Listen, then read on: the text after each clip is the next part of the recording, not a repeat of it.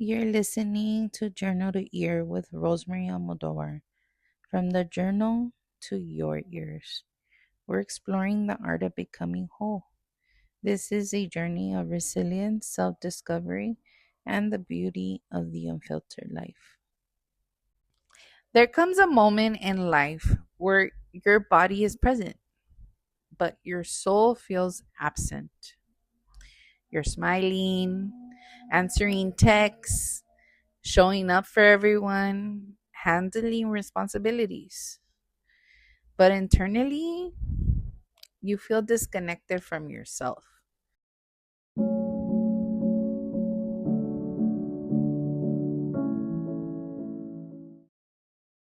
Like somewhere along the way, you stopped living from truth and started living from survival.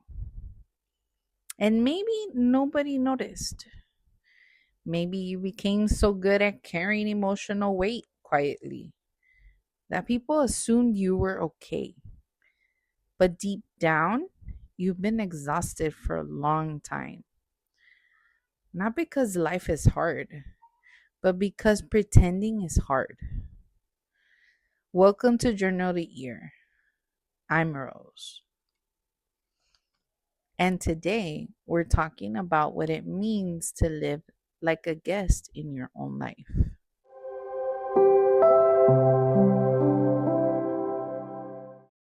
I think a lot of us learn early that being loved came with conditions.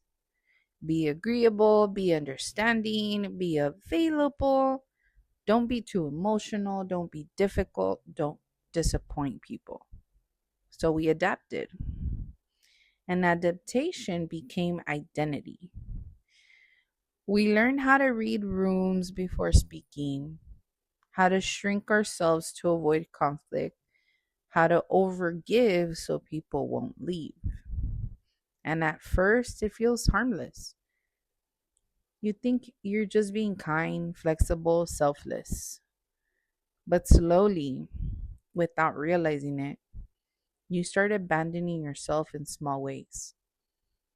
And self abandonment is dangerous because it rarely happens all at once. It happens quietly, conversation by conversation, boundary by boundary, compromise by compromise.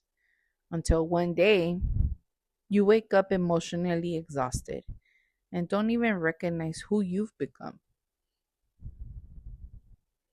The hardest part, most people don't even realize they're performing. They think survival is personality. They think anxiety is responsibility. Hyper independence is strength. People pleasing is kindness. But constantly adjusting yourself to avoid rejection is not freedom, it's emotional captivity. I remember realizing how often I filtered myself before speaking. How often I asked myself, will this upset them? Will this make me look selfish? Will they love me if I say no? And honestly, that realization broke me because I realized I wasn't making decisions based on truth. I was making decisions based on fear of rejection, fear of conflict, fear of disappointing people. And fear will make you betray yourself slowly. You start becoming emotionally available to everyone except yourself.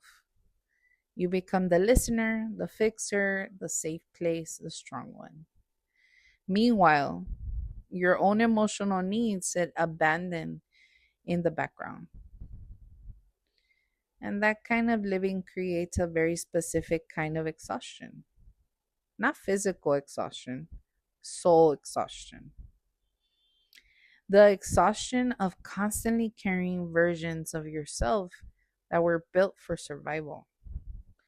The exhaustion of always adjusting your tone, your truth, your boundaries, your needs, your identity, just to maintain connection. And eventually, You start feeling like a visitor in your own life, like everybody else has access to you except you. But healing begins with honesty, real honesty, the kind that says, I'm not okay. I'm tired of performing. I don't want relationships that require self abandonment anymore. That honesty is terrifying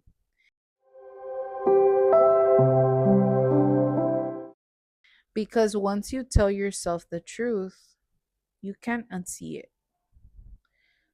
Personal sovereignty starts there, not with confidence, not with perfection, with honesty. Honesty about what hurts, honesty about what drains you, honesty about the relationships where you disappear, because you cannot reclaim yourself while pretending you're comfortable losing pieces of who you are. And maybe people will misunderstand your boundaries. Maybe they'll call you distant, different, harder to access. But some people only love the version of you that had no limits, the version that overextended, overexplained, and over sacrificed.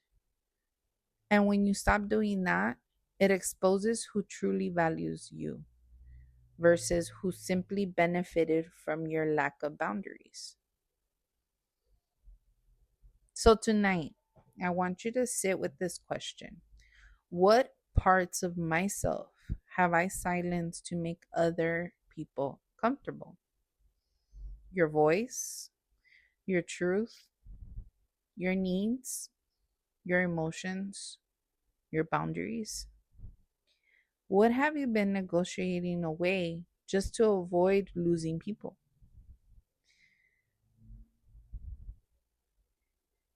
I want you to remember this. The scariest thing isn't losing people, it's realizing how much of yourself you lost trying to keep them. And healing, real healing, begins the moment you decide your soul is no longer up for negotiation. You are allowed to return home to yourself. You are allowed to choose peace over performance. You are allowed to exist without shrinking because personal sovereignty starts the moment you stop negotiating your soul for acceptance. This is Journal to Ear. Heal, reflect, and grow.